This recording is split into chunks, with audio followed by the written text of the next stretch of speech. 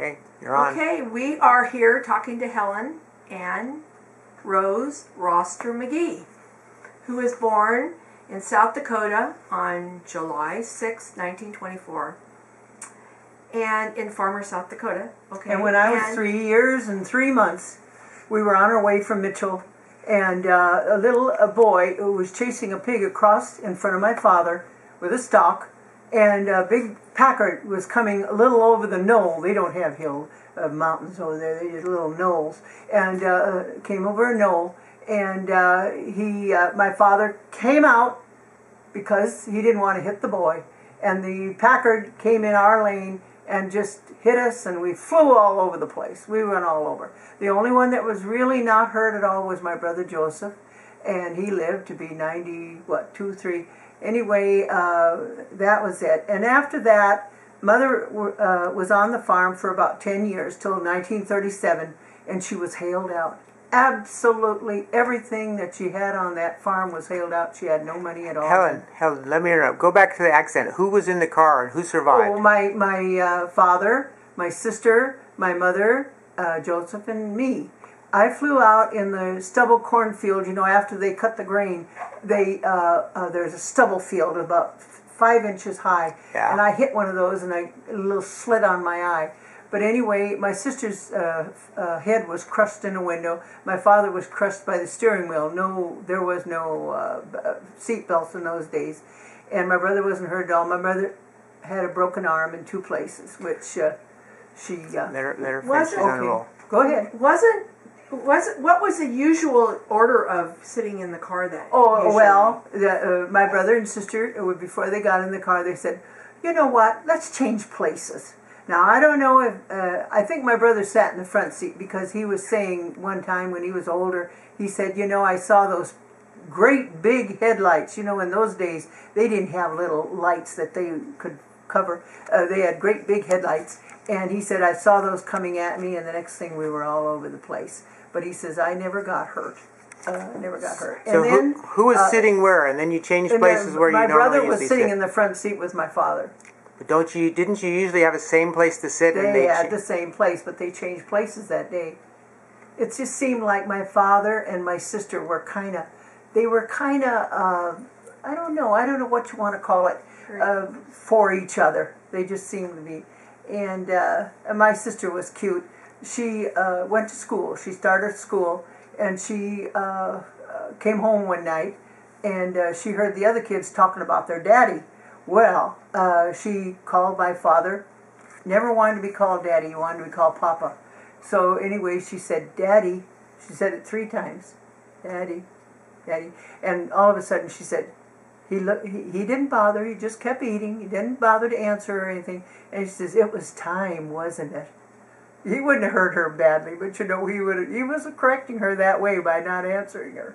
But anyway, that was the story of the accident. And my mother's arm, 6 weeks, it was on a board. She had a board under her arm, and she had her arm laying on a board because it was hurt in 2 places, and it had to knit in those 2 places. But she went out and shot grain, and she went out and sawed wood. She just did everything. She did everything. Nothing ever stopped her. My mother was a godsend. And you know, they always used to stop by.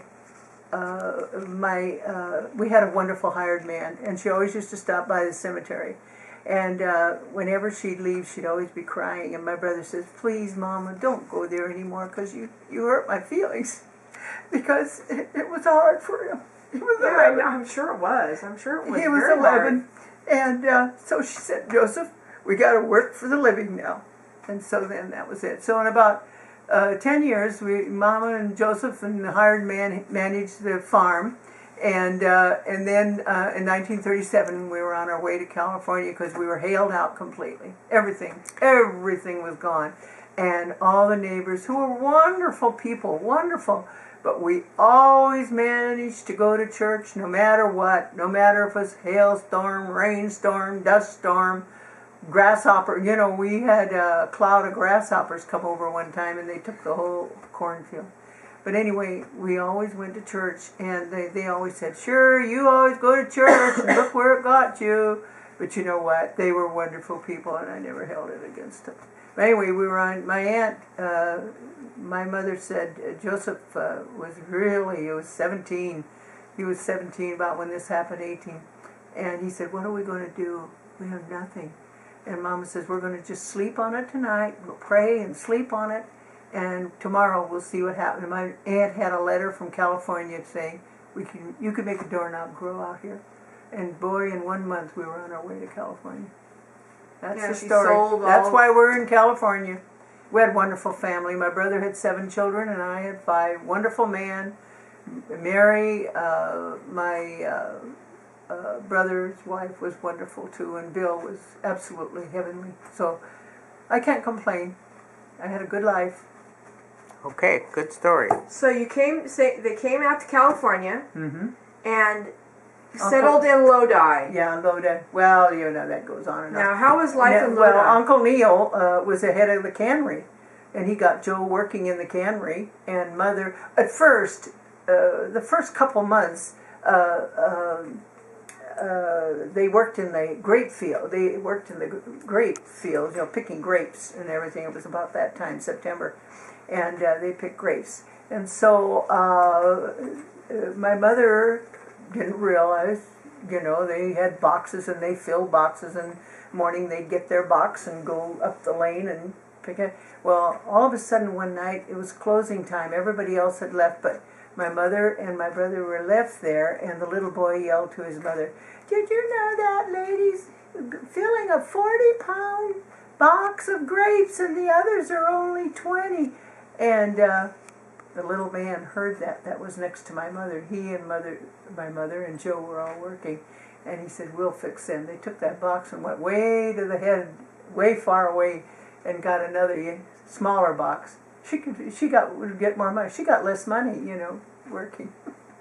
That was kind of funny. Mama didn't realize. She didn't realize, but after that, boy, she was shrewd.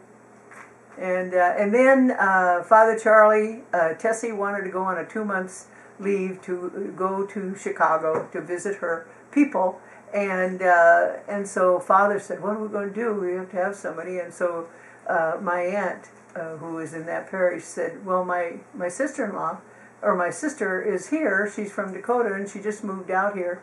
And so Father says, fine, that's great. Mother cleaned windows, she scrubbed the floors, she scrubbed the rugs, she did everything.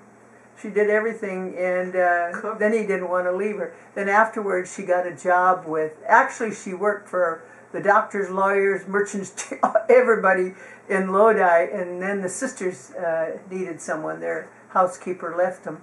And she went to work for them, and she did all their ironing, you know. The sisters had great big kind of fan, you know, the Dominican sisters. And she did all their ironing, and when you'd come, you'd see all these look like big birds. She had them all hanging on a little line out in the porch where she ironed. And they looked like big birds flying. But she loved it. She just loved everything, anything to do with work, she just loved. And we got along.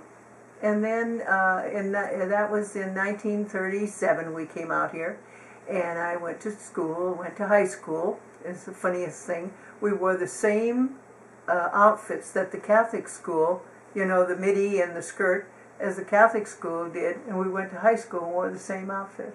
Okay. I thought that was kind of strange. Yeah, anyway. Then Father was moved here, and Tessie started to take care of the priests. There were 3 of them, and she says, I just can't do it anymore. She said, and then Father called Mom and says, would you like to come to San Jose and work? Then we came to San Jose, and Mama was his housekeeper. And then I went 1 year to Notre Dame, fish out of water. Ooh, Anyway, and then I went to Heels Business College, which I loved it.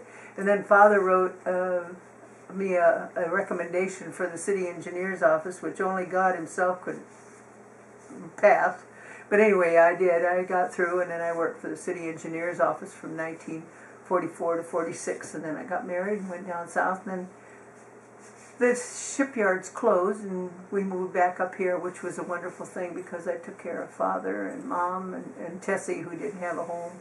And Bill and I took care of it, and all the kids had a thing with helping me take care of them. Each of them had their little jobs to do with them, and it was wonderful, and they learned about taking care of older people, which was wonderful. That's it. Thank you.